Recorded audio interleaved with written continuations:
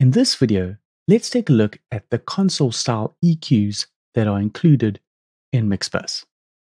If you haven't worked on a console or used console-style EQs before, they might look slightly different. But once you grasp the concept on how they work, you'll find them very easy to work with. Now, you do have different styles of EQs across the different tracks and buses in Mixbus. So I will go through these in detail and explain their differences. First off, on your track channel strips, you've got this EQ section over here. You can click this to enable it, and then you've got these 6 parameters here and this extra parameter here. Let's go through these and see what each of them are. But before I get into that, I just want to first go over the general consensus with EQ.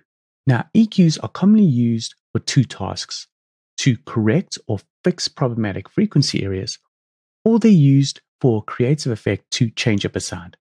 But generally, we're using EQs to help us place all the instruments together within a mix. Each instrument will be more predominant in a specific area in the frequency range, but some instruments will occupy the same space. For example, a kick and a bass guitar. So you'll use EQ techniques to help them sit all well together. Now, let's go through the parameters on the EQ. You've got 3 bands over here. There's a low band, a mid band, and a high band. And these all occupy different frequency ranges. This one here is from 40 Hz to 400 Hz. By default, all these buttons are disabled, but if you click on it, you'll start seeing the parameters. So for example, down here, it's all the way down at 40 Hz, and then up here, it's at 400 Hz. And you can just double click on an item to disable it again. The mid band is from 200 Hz to 4000 Hz. And then the high band is from 800 Hz to 15 kilohertz. So there will be some slight crossover between each band.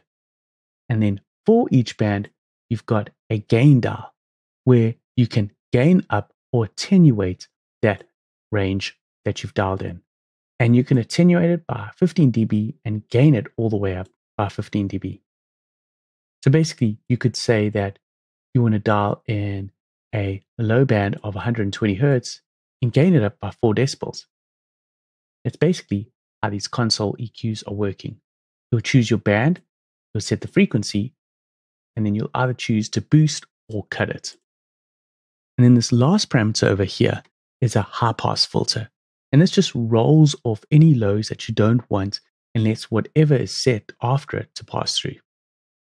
For example, maybe you've recorded a snare drum, but you don't want to pick up those low frequencies of the other instruments in the drum kit that it's picking up.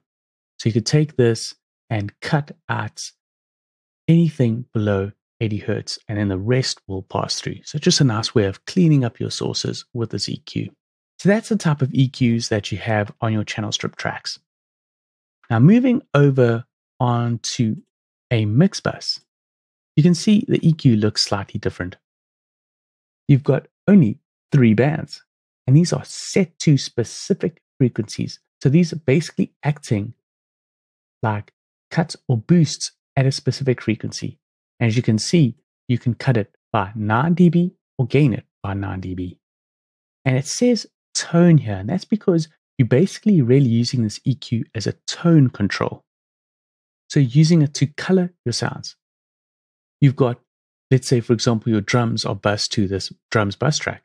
You'll do any corrective or creative EQing on your drums, and then when they pass through to the drums group over here on this mix bus, you'll basically say, maybe I want to do a slight low boost on all those drums. And you can use the low band, maybe a mid cut, and a high gain. And speaking of these bands, let's talk about the frequencies that they're at. The low band is at 300 Hertz. The mid band is at 800 Hertz, and then the high band is at 2 kilohertz.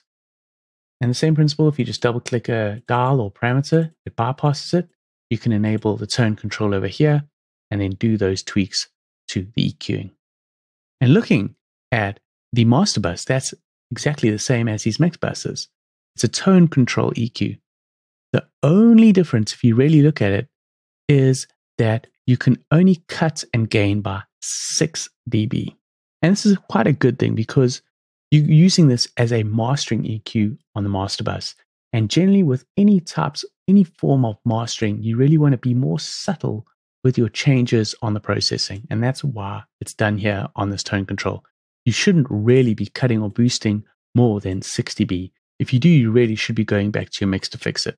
This is just for some subtle changes to your mastering on the master bus. So that's basically the EQ types that you have available to you on the Trax mix bus and the master bus. And as I mentioned earlier, you've got these 3 effects here, and these are correlating with your track. So for example, the track has an EQ, it's got a compressor, and then there's the fader. And you can basically change the routing around these.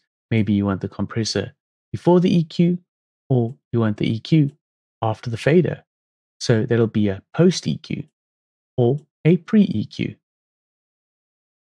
So that's just giving you some control and sort of giving you some direction into how you can change the chain routing of the EQ in the track that it's on. So that's pretty much the EQs covered for this section. And you will see these EQs in action as we start going further down in this series.